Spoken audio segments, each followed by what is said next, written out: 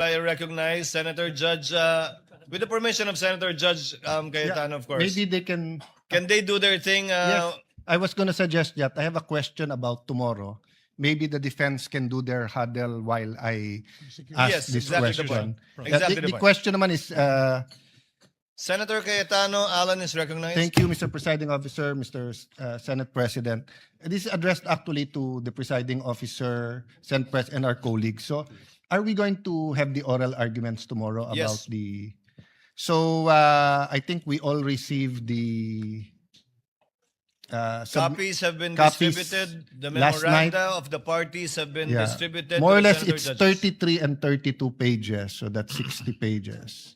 I'm beginning to study it today because I had to study about other matters tomorrow. So the second question is, while we will have the oral arguments tomorrow, will we decide as a body tomorrow, or we have a little bit more time to digest what was discussed tomorrow and then decide on We will Monday? decide as a body tomorrow, because my understanding is the parties will be needing time to analyze whatever data will be produced should the subpoenas be granted. But that is for article. The subpoenas, for That is correct, Your Honor. That is for Article 2. 2, which we will start hearing in August, right? As of now, it is the last one, but as we had talked Yeah. about earlier, the prosecutors can decide to bump it up depending Yes. on their strategy So- to present evidence. No, so I'm not moving that we postpone the oral arguments tomorrow because I think we're ready to listen.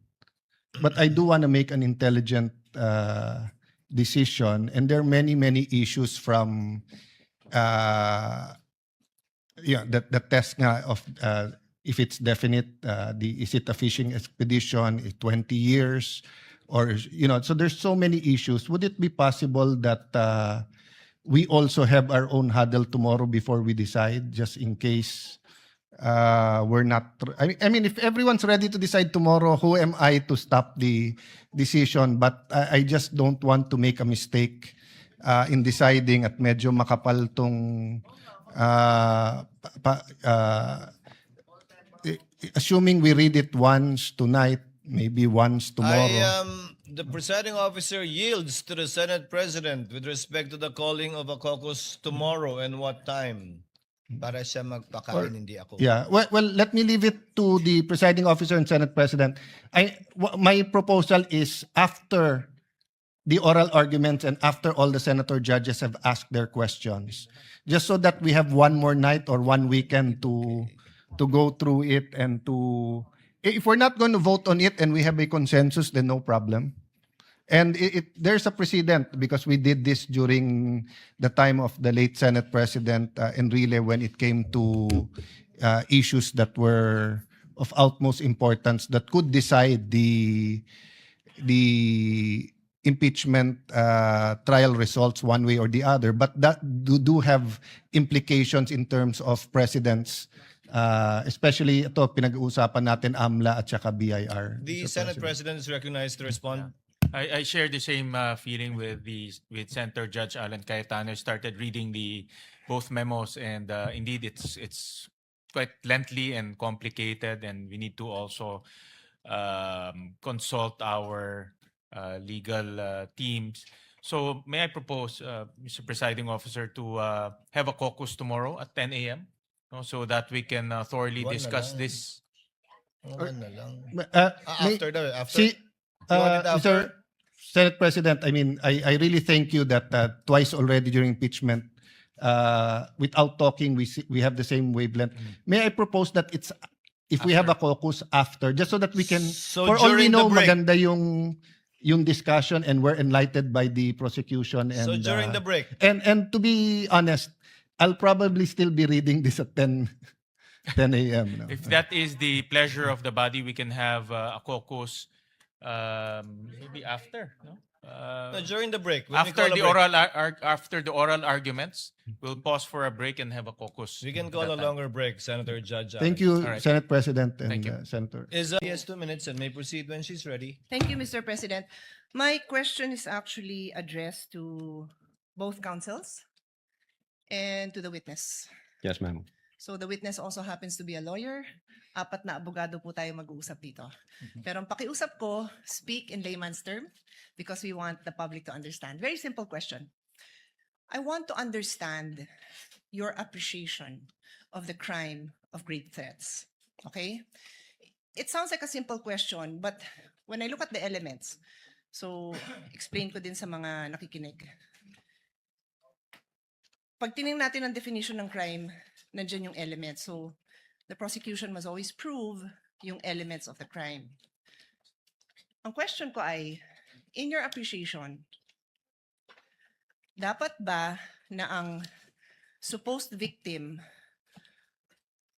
nakaramdam talaga siya ng threats? Or is it enough that the general public considers the statement threatening? Okay, so is it personal or is it a general sentiment? Now, before I proceed, gusto ko magbigay ng example para maintindihan ng mga kababayan natin. Kung magkapit-bahay, nagkapikunan dun sa bakod, tapos sabi nung isa, bubulohin ko to. Is that a grave threat? Second example, dalawang boksingero, nagkainitan, susuntukin kita. This is among two professional boxers. Is that a grave threat? Third example, police. Sabi, bubunutan ko to ng baril. Is that a grave threat? Maybe it's just offensive dahil sa professional, you shouldn't say that to a fellow police. And my fourth example is a senator. Pag sinabi niyang bibitbiting kita, kekwelyuhan kita, palalayasan kita, is that a grave threat? I'll add some details. If that is supposedly addressed to a fellow senator, and she's a female senator like me, na kahit na hindi naman isa hong kilalang runner, marathoner, but a non-violent person, is that a grave threat? Well, I'll just tell you my personal opinion, and then I'll tell you now. I felt that was a grave threat. So, may I ask the counsel and the witness to now answer the question? Thank you. If you may, Your Honor, please, yung prosecution po. Senator Judge Pia, who do you want to answer first? Good In the question. order that you Pag-iisipan ko prefer. ng matagal yan, Mr. President.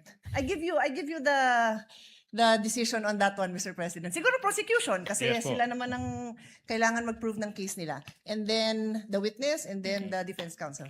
Again, an admonition from the chair without stating conclusions of fact and law that again is reserved for the impeachment court. You may state your opinions with respect to the elements of Definitely. the crime of grave threats specifically identified Yes. by the senator judge. And if I may, presiding officer, feel free to interrupt them if you feel that they have crossed the line, as I will.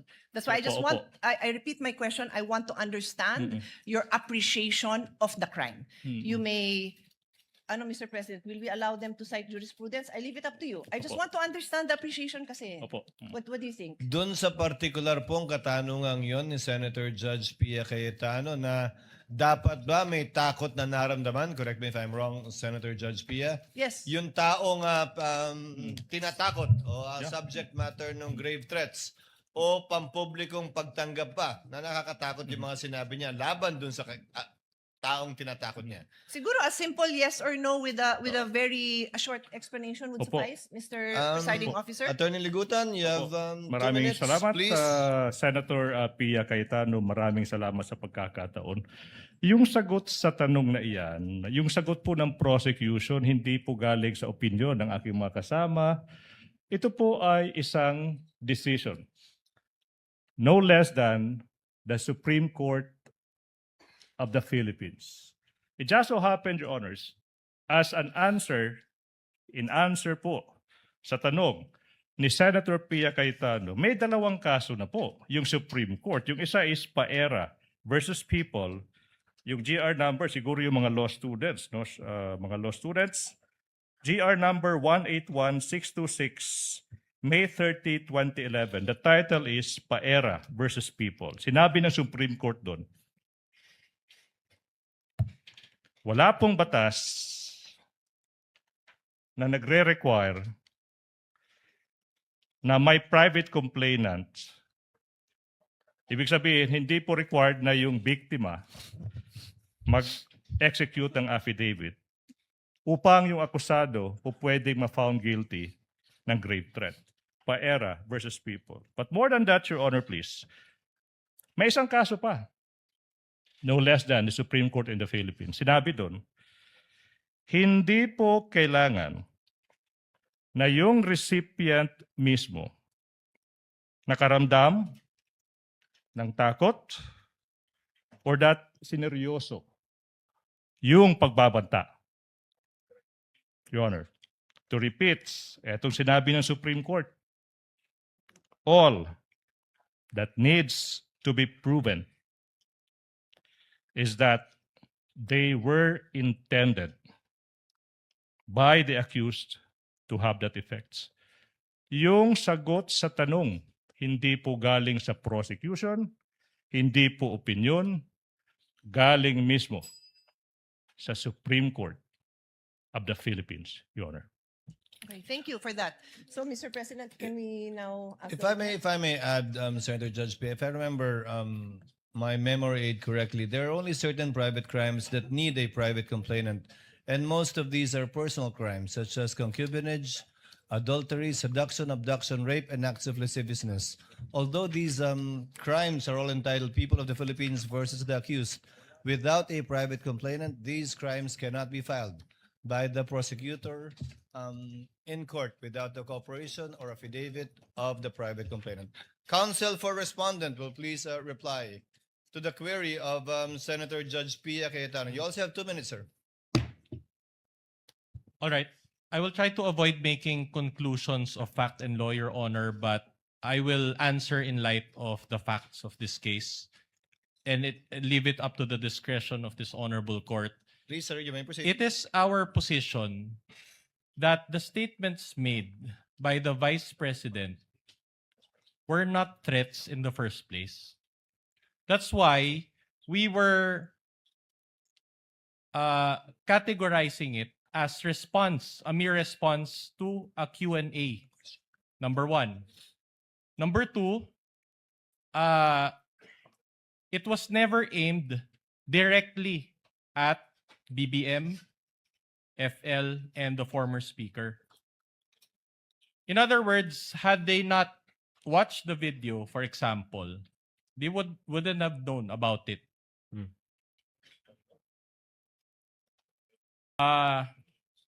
So in other words, Your Honor,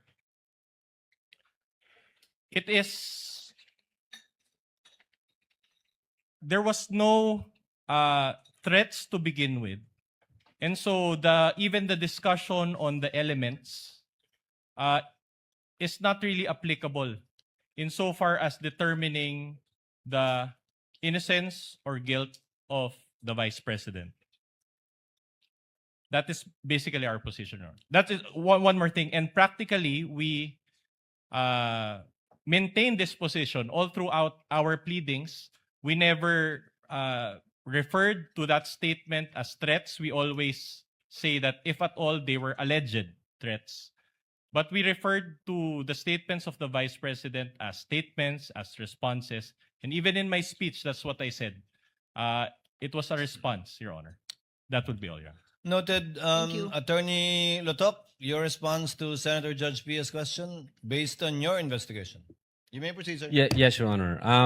In establishing, Your Honor, whether or not the crime of grave threat exists, we follow the rule. First, whether there is an actus reus, and then second, whether there is a mens rea. So actus reus, Your Honor, means whether the offender in fact uttered the threatening remarks. We were able to establish that. That's why in-authenticate po ng NBI yung video na kung saan nandoon yung utterances. The test of mens rea, Your Honor, what we did, we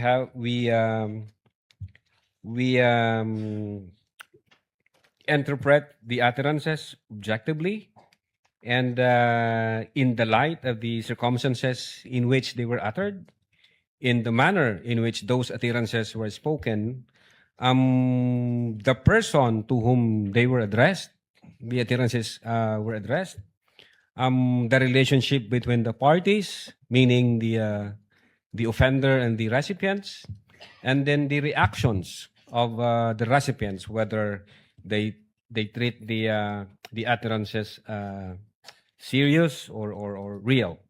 But again, I would agree with what Attorney Ligutan said. In fact, ang basis po namin dyan, yung Garma versus People.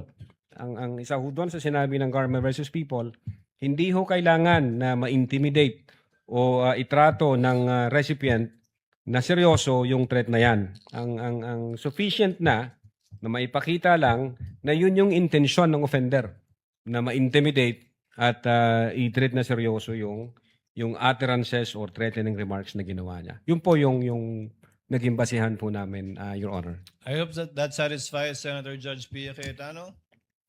It actually does, but if I still have time, I have a follow-up question for all. Do I? Well, anyway, everyone went over time, so since my bell hasn't No, you rung- don't, but you can ask your final question, Madam. Yeah, just a quick follow-up. Siguro sa witness na lang. You mentioned the word threat, no? So can you just elaborate on that? What to you would be the difference between a threat and a sorry. I don't know if you uttered the word that I want to ask you now, no? But you referred to threat, of course. What would be the difference between a mere warning and a threat? I mean, warning on a threat, sir. Ma'am. At what point does a warning become a threat? Well, Your Honor, if I'm going to based on our investigation, kung i-apply ko ho yung Hindi na. yung You don't have to. Just asking you your legal opinion. You're a lawyer. He may answer. Is it not correct, Mr. President? I think, If he knows. just in my own opinion, although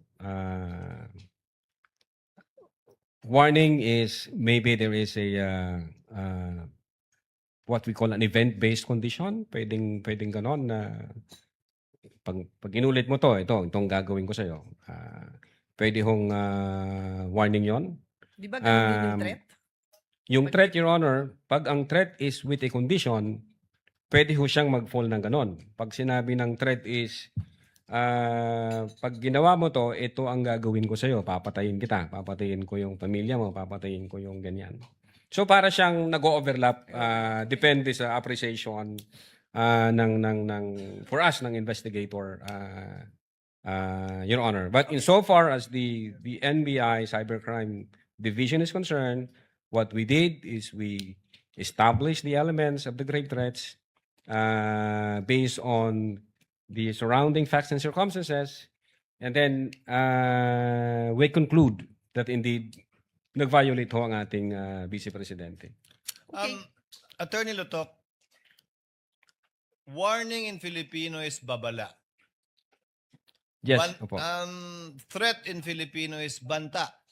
Yes, Opo ba? opo. Kaya di ba, babala, bawal magtapon ng basura dito. Warning. Pwede po yun, sir. Di ba? Ang tanong ni Senator Pia, kailan nagiging banta yon? Well, depende sa konteksto siguro, Your Honor. May warning din po kasi na I warned you. Sinasabi ko, pag inulit mo to, ito nang mangyayari sa'yo. May konteksto ho na ganun, Your Honor. Na somehow nag-overlap siya doon sa elements ng grave threats na conditional, na sinabi na pag ito ang nangyari, ito ang gagawin ko sa'yo. So, depende ho sa konteksto, Your Honor. So depende sa konteksto, sa delivery, sa taas ng boses, gaano kagalit, may kapasidad, Yes po. maraming bagay. Yes po, Your Honor.